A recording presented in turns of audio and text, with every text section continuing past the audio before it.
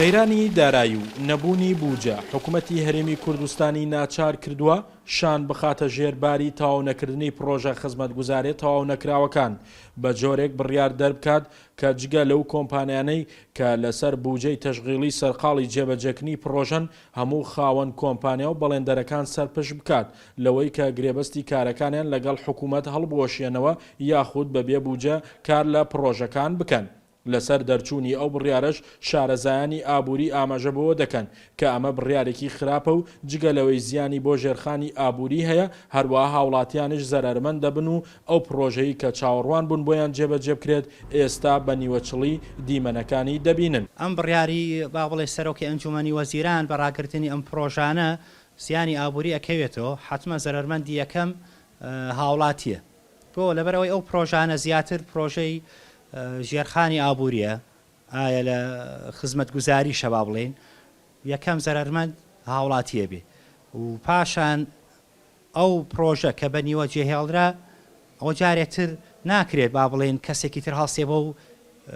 پرۆژە ئاوادان کاتۆ جارێکی تا ئەگەر حکومەت با بڵێن پارێکی تریشی دەستکەوێت. بەڵێندەران و خاوەنکارەکانش جگەلەوەی ئاسوودەن بە بڕیارێکی لەو جۆرە بەڵام نایشارنەوە کە ماف و خواستەکانیان بە نادیاری دەمێنێتەوە چونکە ئەوان پرۆژەکانیان گەیاندۆتە چەند قۆناغێکی جیاواز و هێشتا پارەیان وەرنەگرتووە لەگەڵ ئەوەشدا لە بڕگە و مادەکانی بڕیارەکە بێئاگان و نازانن بە چ جۆرێک مافەکانی ئەوانی تێدا دیاری کراوە. لەم قەیرانە دیارە ڕاستە ئێمە بۆکو بەڵێندەر زەرمەندی گەورەین لە وڵاتە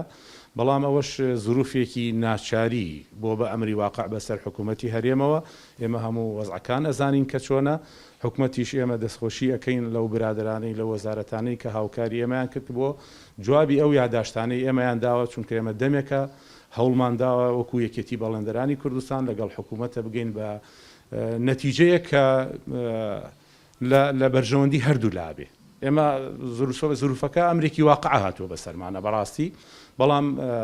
حقیقەت ناوەڕۆکی فەرمانەکە ماوە. ماوەی 2 ساڵە هەرێمی کوردستان کەوتۆتە ناو گێژاوی قەیرانی داراییەوە بەهۆی ئەو قەیرانەشەوە فەرمانبەران و موچەخۆران چەند مانگجارێک موچە وەرئەگرن و ڕاوەستانی پرۆژەکانیش لەولاوە بوەستێ. ئاسۆش ڕوونیە داخۆ حکوومەت بە چ جۆرە پلانێکی ئابووری بەرۆکی خۆی لەو قەیرانە داراییە ڕزگار دەکات. شاخەوان محەممەد، کورسات نیوز، کەلار.